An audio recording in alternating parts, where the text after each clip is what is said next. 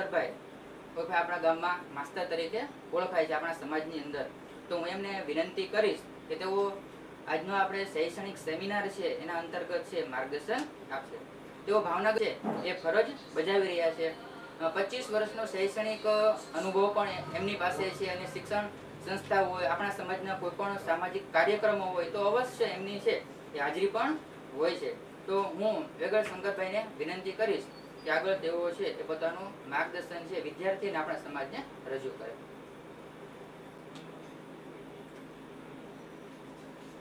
કેમ છો વિદ્યાર્થી મિત્રો?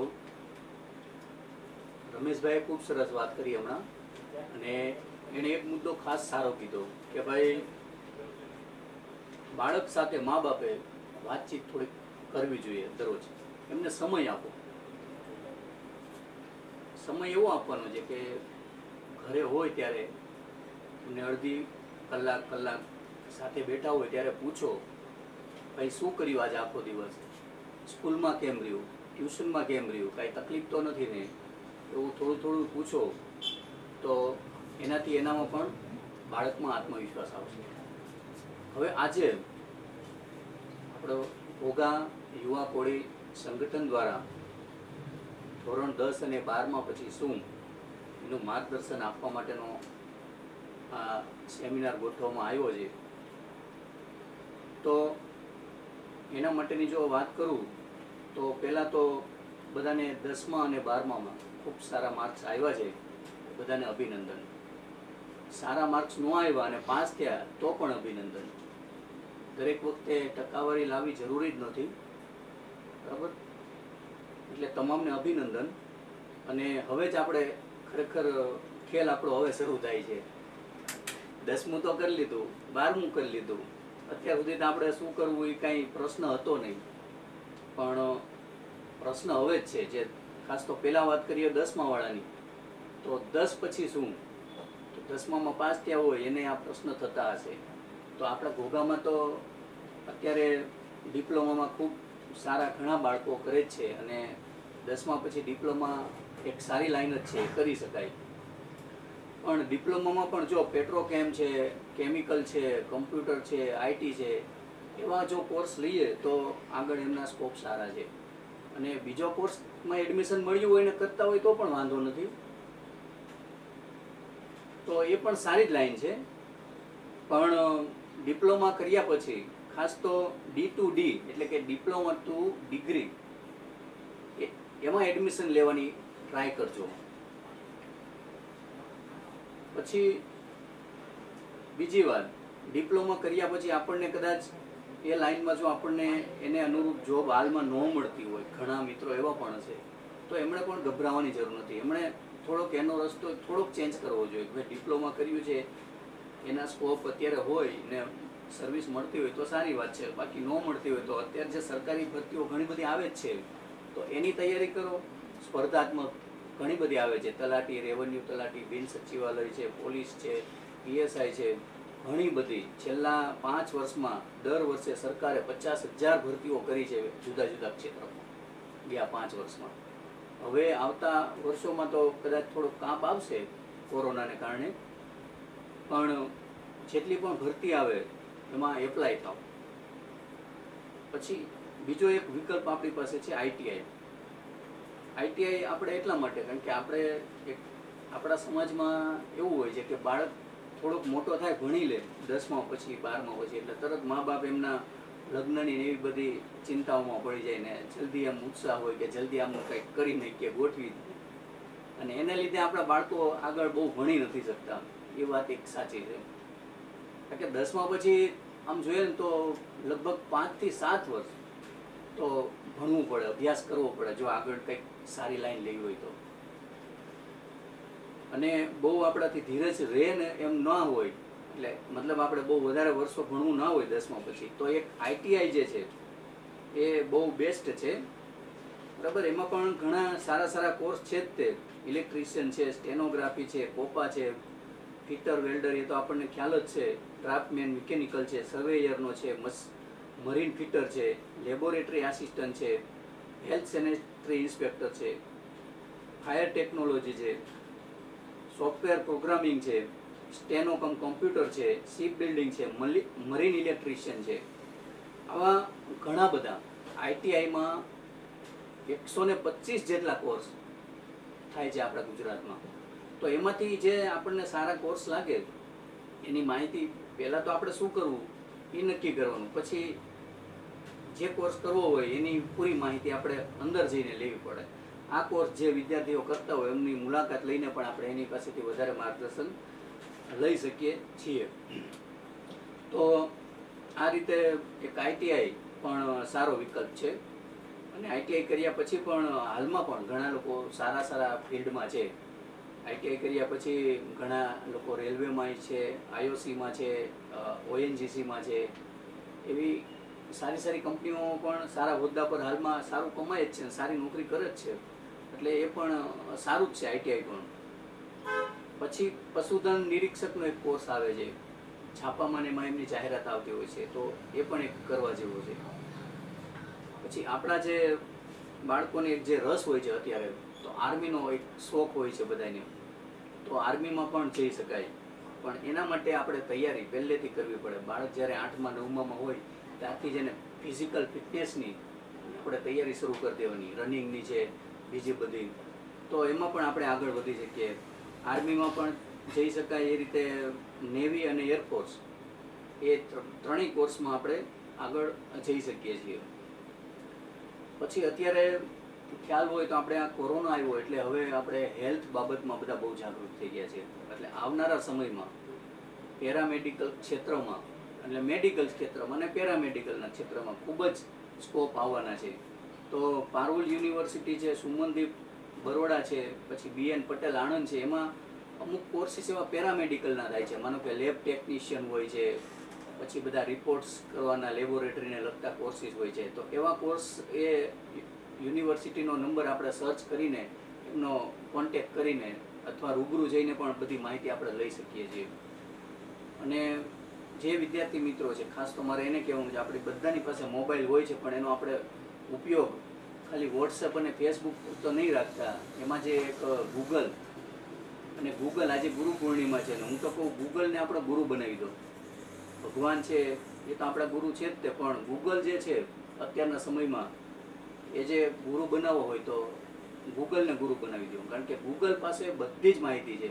તમે જે એમને હવે તો ટાઈપ પણ કરવાની જરૂર નથી, તમે ખાલી બોલશો એવું એ તમને સર્ચ કરીને આપશે. પણ તમારે શું જોઈએ છે એ આપણે એમને વ્યવસ્થિત કહેવું પડશે. તો એ ગૂગલ ગુરુનો પણ આપણે ખૂબ સારો ઉપયોગ આપણે કરી શકીએ. પછી બહેનો માટેનો જો એક કોર્સની વાત કરું તો ફિમેલ હેલ્થ વર્કર એ નામનો કોર્સ પણ સારો છે ને જલ્દી જોબ મળે એવો છે.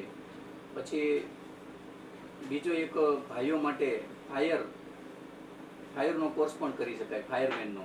આઈટીઆઈમાં પણ ફાયરમેન થાય છે. અને બીજી ઘણી બધી પ્રાઇવેટ સંસ્થાઓ, માનો કે બરોડામાં national fire academy Ajwa Waghodia road પર છે, એ એક સારી સંસ્થા છે. પછી ગોત્રી રોડ પર વડોદરામાં છે, પછી એવી અમદાવાદમાં પણ છે, ને એવી સાણંદમાં પણ છે. ઘણીવાર એની જાહેરાતો આવતી હોય છે.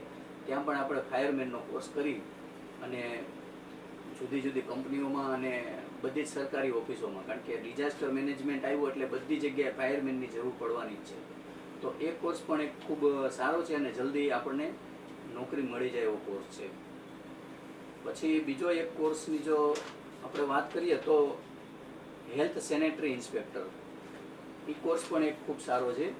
અને અહીંયા ભાવનગરમાં all India local self government association સરદારનગરમાં થાય છે, બીજો તક્ષશિલામાં થાય છે. એવી પ્રાઇવેટ સંસ્થાઓમાં આ કોર્સ થાય છે. એમાંથી પણ એ કોર્સ આપણે કરી શકીએ અને એમાં પણ ખૂબ સારા ચાન્સીસ છે. આ બધા ટૂંકા ગાળાના 10મા પછી બહુ જલ્દી આપણે એવા કોર્સ આપણને નોકરી અપાવતા કોર્સ છે બધા, તો એ આપણે કરવો જોઈએ. અને આમાં મોટાભાગના કોર્સીસ પાછા પ્રાઇવેટ સંસ્થાઓ દ્વારા થતા હોય એટલે થોડો ઘણો ખર્ચ પણ થતો હોય. પેમેન્ટ સીટ ઉપર પણ આપણને એડમિશન મળતું હોય, તો એ પણ થોડીક આપણે તૈયારી રાખવી જોઈએ.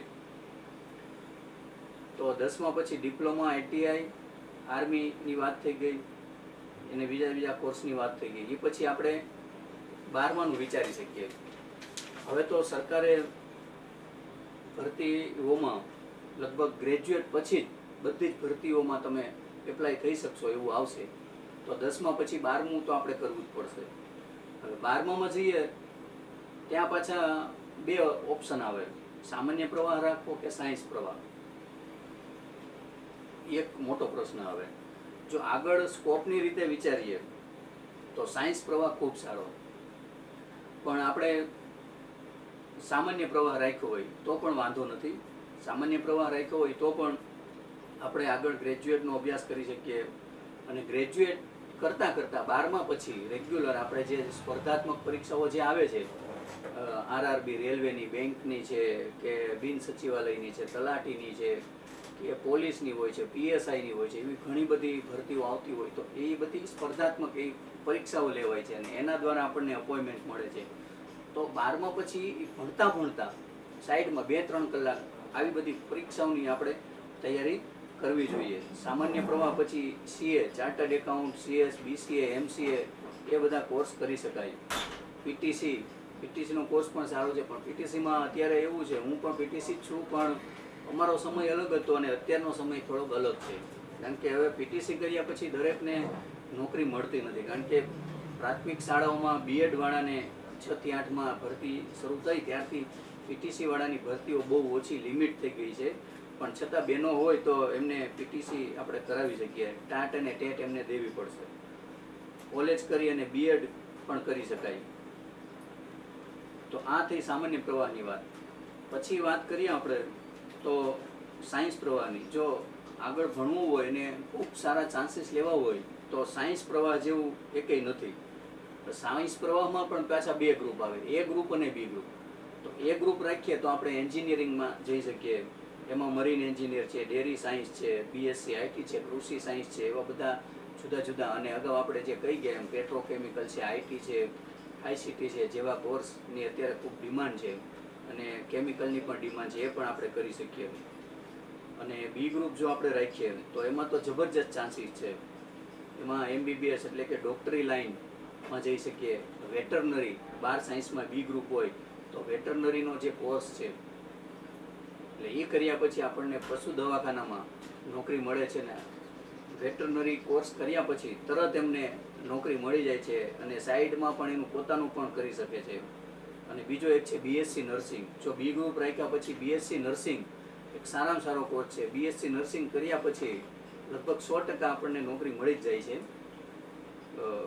પણ ઘણાને એમ હોય કે ભાઈ આપણે બીએસસી નર્સિંગ નથી કરી શક્યા, સાયન્સ નથી રાખ્યા, તો નર્સિંગ કરવું છે તો 12 સામાન્ય પ્રવાહ પછી પણ એએનએમ અને જીએનએમ એ બંને નર્સિંગના કોર્સ થાય છે પ્રાઇવેટ સંસ્થાઓ દ્વારા, પેમેન્ટ સીટ ઉપર થતા હોય છે, તો એ પણ કરી શકાય. એમાં પણ સારા ચાન્સ છે જ તે. બીએએમએસ કરી શકાય બી ગ્રુપ પછી, બીએચએમએસ કરી શકાય, બી ફાર્મા અને ડી ફાર્મા કરી શકાય.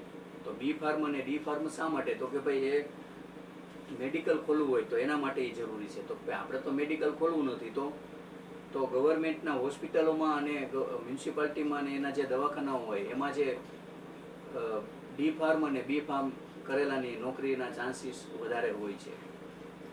પછી આપણે એક વાત કરવી છે, રક્ષા શક્તિ યુનિવર્સિટી છે આપણા ગુજરાતમાં. એ આપણે મોબાઈલમાં નેટમાં સર્ચ કરશો એટલે આવશે. પણ એમાં પણ ડિપ્લોમા પોલીસ સાયન્સ જેવા કોર્સ કર્યા હોય તો આપણને પોલીસની ભરતીમાં, પીએસઆઈની ભરતીમાં આપણને મદદરૂપ થઈ શકે છે. ત્યાર પછી જો વાત કરીએ તો ઘણીવાર આપણે રેગ્યુલર અભ્યાસ ન કરી શકીએ તો ઇગ્નોવ છે, બાબા સાહેબ આંબેડકર ઓપન યુનિવર્સિટી અને એનઆઈઓએસ, આ ત્રણેય ઓપન યુનિવર્સિટી છે અને કેન્દ્ર સરકાર સંચાલિત છે. એટલે એમના વિશે પણ આપણે માહિતી લઈ અને 12મા પછી વિવિધ કોર્સીસ આપણે એમાં પણ અપ્લાય થઈ શકીએ છીએ. તો આ થઈ વાત 12 સાયન્સ પછીની. હવે આપણી પાસે જો મોબાઈલ હોય ને સર્ચ કરવું હોય તો એમ્પ્લોયમેન્ટ ન્યૂઝ વેબસાઇટ સર્ચ કરવાની, ગુજરાત ઇન્ફોર્મેશન, ઓજસ છે, એ બધી સાઇટો આપણે સર્ચ કરતા રહીએ તો કઈ કઈ ભરતીઓ આવે છે એમાંથી આપણને માહિતી મળી રહે છે. બીજી એક વાત કરું તો ગુજરાત રોજગાર સમાચાર, એની કિંમત ખાલી 30 રૂપિયા હોય છે અને આખું વર્ષ તમને ઘરે એનું મેગેઝિન આવે અને એમાં ગુજરાત સરકારની કેટલી ભરતીઓ આવી એની જાહેરાતો હોય છે. એટલે શક્ય હોય તો આ 30 રૂપિયાનું લવાજમ ભરી અને આ એક ભરી લેવું જોઈએ. પછી બીજું એક છે જનરલ નોલેજ આપણે વધારવું જોઈએ. એના માટે latest effects in general knowledge નામનું મેગેઝિન આવે છે, પ્રતિયોગિતા દર્પણ આવે છે, બીજા જનરલ નોલેજના કાર્ડ. આ બધું ભણતા ભણતા જનરલ નોલેજની તૈયારી કરવાની, સાથે સાથે થોડુંક ઇંગ્લિશનું તૈયારી કરતા જવાની, બરાબર, એ પણ થઈ શકે. અને આગળ જો અભ્યાસ કરવો હોય ને પૈસાની તકલીફ હોય એ તો તકલીફ રહેવાની જ છે, કારણ કે આપણા બધાની સ્થિતિ એવી જ હોય છે. તો સરકાર પણ અત્યારે મદદ કરે છે આપણને 12મા પછી ઉચ્ચ અભ્યાસ કરવો હોય એના માટે. તો MYSY મુખ્યમંત્રી સ્વાવલંબન યોજના, એનો લાભ આપણે લઈ શકીએ. બેંકની લોન, બેંકો પણ વિદ્યાર્થી સ્ટુડન્ટ માટે સારા કોર્સિસ માટે લોન આપે છે, એનો પણ ઉપયોગ આપણે કરી શકીએ છીએ. અને મેડિકલમાં ગુજરાત સરકાર 50% ફી તો ગુજરાત સરકાર તમારી માફ કરે છે. MBBSમાં એમાં પેમેન્ટ શીટમાં જો જવું હોય તો 50% ફી છોકરીઓ માટે સરકાર તરફથી માફ હોય છે, અને બીજી 50% ફી હોય એ તમે MYSYનું ફોર્મ ભરી દો તો એમાંથી 50% આપણને રકમ મળે છે. તો એનો પણ આપણે ઉપયોગ કરી શકીએ. હવે મારું વાત હું પૂરી કરું છું, પણ આપણી પાસે અમુક ડોક્યુમેન્ટ્સ તો આપણે હંમેશા તૈયાર રાખવા જોઈએ. એ કયા કયા ડોક્યુમેન્ટ છે? તો કે ભાઈ આપણું સ્કૂલ લિવિંગ સર્ટી અને માર્કશીટ 10મા 12માની, એ તો બધું આપણને સ્કૂલમાંથી આપ્યું એ તો આપણી પાસે હોય જ. તેની ઝેરોક્સ મિનિમમ બધાની 10 આપણી પાસે હોવી જોઈએ. અમુકમાં 2-4માં ટ્રુ કોપી ને અમુકમાં આપણે સેલ્ફ કરવાની હોય એટલે કોરી રાખવાની, બરાબર. એ સિવાય આપણી પાસે OBCનો દાખલો અને બક્ષીપંચનો દાખલો બે હોવો જોઈએ. જો OBCનો દાખલો એટલે સેન્ટ્રલ ગવર્મેન્ટની ભરતીમાં OBCનો દાખલો લાગુ પડે છે, અને બક્ષીપંચનો દાખલો એટલે એ ગુજરાત સરકારની ભરતીમાં બક્ષીપંચનો દાખલો આપણે ઉપયોગ કરી શકીએ છીએ. અને એકવાર કઢાવો પછી કાંઈ આપણે કઢાવવો પડતો નથી, આજીવન હોય છે. પછી એક આપણે નોન ક્રિમિલિયર કઢાવવાનું હોય છે, એ પણ બંને ભાષામાં કઢાવવાનું. જ્યારે આપણે કઢાવવા જાય ત્યારે જ એમને કહેવાનું ભાઈ કેન્દ્ર સરકારનું પણ કાઢી દો, OBCનું પણ અને બક્ષીપંચનું, એમ આપણે કહેવું પડે. તો એ પણ કઢાવેલું તૈયાર રાખવું પડે, અને એ આપણે 3 વર્ષ સુધી વેલિડ હોય છે, તો એ પણ કઢાવી રાખવાનું. પછી આવકનો દાખલો, એ પણ 3 વર્ષ સુધી વેલિડ હોય છે. દર 3 વર્ષે આપણે નવા કઢાવવાના હોય છે. પછી ડ્રાઇવિંગનું લાયસન્સ, જો આપણે 4 વ્હીલ છે એ પણ શીખી લેવું જોઈએ, અને ડ્રાઇવિંગનું લાયસન્સ પણ કઢાવી લેવું જોઈએ. અને એટલા માટે કે STમાં ને એમાં જો ડ્રાઈવરની એવી જાહેરાતો આવતી હોય 108માં ને એમાં, તો એમાં આપણે એપ્લાય થઈ શકીએ. અને બીજું આપણને બધાને તરતા તો આવડતું હોય છે, તો તરવાનું સર્ટિફિકેટ પણ આપણી પાસે હોવું જોઈએ. એનું આયોજન કરવું જોઈએ અને પંચાયત પાસેથી કે એમ આપણે એ સર્ટિફિકેટ લઈ રાખવું જોઈએ. તો આ એટલી બધી વાત કરી છે. જો કાંઈ ન સમજાણું હોય અને છતાં કાંઈ આપણને પૂછવું હોય, ગમે ત્યારે કાંઈ પણ પ્રશ્ન હોય તો એની ટાઈમ તમે મને પૂછી શકો છો. કારણ કે આપણા સમાજથી વિશેષ તો કાંઈ નથી, અને આપણો સમાજ નિમાય આપણું ગામ, એના પ્રત્યે હંમેશા અમને લાગણી હોય જ તે અને છે જ તે. પણ ઘણા લોકો સંકોચને કારણે પૂછી ન દેખતા, તો એવું ન રાખો એમ. આપણા એક ઘોઘાના લોકોની એવી ખાસિયત છે, સંકોચ બહુ અનુભવે, શરમાય બહુ એમ. પણ શરમાવાનું શેનું ભાઈ? શરમાવાનું જરાય નહીં. આપણે આપણા ઘરના ફેમિલી મેમ્બર્સ હોય એની સાથે વાત કરતા હોય એમાં આપણે બીજા સાથે પણ વાત કરી શકીએ, બરાબર. એટલે એમાં કોઈ સંકોચ નહીં રાખવાનો. ઓફિસમાં જાય ત્યારે પણ આપણે એવો કોઈ ડર કરી રાખવાની જરૂર નથી. ડોક્યુમેન્ટ્સ આપણી પાસે તૈયાર હોય પછી આપણે શું કામ બીવાનું? અને કદાચ બહુ તો આપણી પાસે કોઈ ઘટતા હોય ડોક્યુમેન્ટ તો એ આપણને કહેશે, પણ આપણે એને વાત કરવી પડે. એનાથી બીવાની કે ગભરાવાની જરાય જરૂર નથી. અને અહીંયા મને જે કંઈ તક આપી યુવા કોળી સંગઠન દ્વારા ઘોઘા, તો એમનો પણ આભાર માનું છું. અને કાંઈ પણ જરૂર હોય તો હંમેશા આપની મદદ માટે હું તૈયાર રહી. અસ્તુ. Thank you. આપણે અહીં આ સેમિનાર અંતર્ગત છે એ વેગડ શંકરભાઈ માસ્તરે આપણને ધોરણ 10 અને ધોરણ 12 પછી કયા કયા સ્કોપ રહેલા છે એના વિશે આપણે સરસ એવું માર્ગદર્શન આપ્યું. આપણી સરસ સમાજની શૈલીની અંદર આપણા સમાજના લોકો વ્યવસ્થિત સમજી શકે એવા શબ્દોની અંદર છે એમણે વ્યવસ્થિત આપણે માર્ગદર્શન પૂરું પાડ્યું કે ધોરણ 10 પછી કયા કયા ક્ષેત્રમાં જઈ શકાય, ડિપ્લો અને ITIના ક્ષેત્રમાં ક્યાં જઈ શકાય, અને કઈ કઈ યુનિવર્સિટીઓ, કઈ કઈ ITI અને કઈ કઈ યુનિવર્સિટીઓના નામ સહિત આપણે વ્યવસ્થિત એમણે માર્ગદર્શન પૂરું પાડ્યું. અને ત્યારબાદ ધોરણ 12 પછી અને એમાં પણ બે જે વિભાગ પડે છે, ફેકલ્ટી પડે છે, એમની અંદર છે કે કયા કયા કોર્સ થઈ શકે અને કયા કયા ક્ષેત્રમાં થઈ શકે, કઈ કઈ યુનિવર્સિટીઓમાં થઈ શકે. એ સહિત એમણે આપણે વ્યવસ્થિત માર્ગદર્શન આપ્યું. અને એ કોર્સ કર્યા પછી પણ નોકરી માટેના કયા સ્કોપ રહેલા છે, કેટલા સમયમાં આપણને નોકરી પણ ઉપલબ્ધ થાય, એ સહિતની આપણે આપણા સમાજને એમણે વ્યવસ્થિત જે માર્ગદર્શન પૂરું પાડ્યું, એ સંદર્ભે હું આ સંગઠન વતી એમનો છે એ ખૂબ ખૂબ આભાર માનું છું.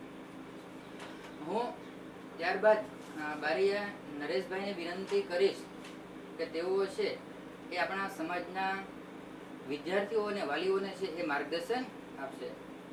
આપણા જે ગામની અંદર તેઓ 10 થી 12 વર્ષથી છે એ ટ્યુશન ક્લાસીસ કરાવી રહ્યા છે અને આપણા સમાજના જે નબળા વર્ગના વિદ્યાર્થીઓ છે એને ફ્રીમાં પણ છે એવો શૈક્ષણિક માર્ગદર્શન છે અને અભ્યાસ છે એ કરાવી રહ્યા છે.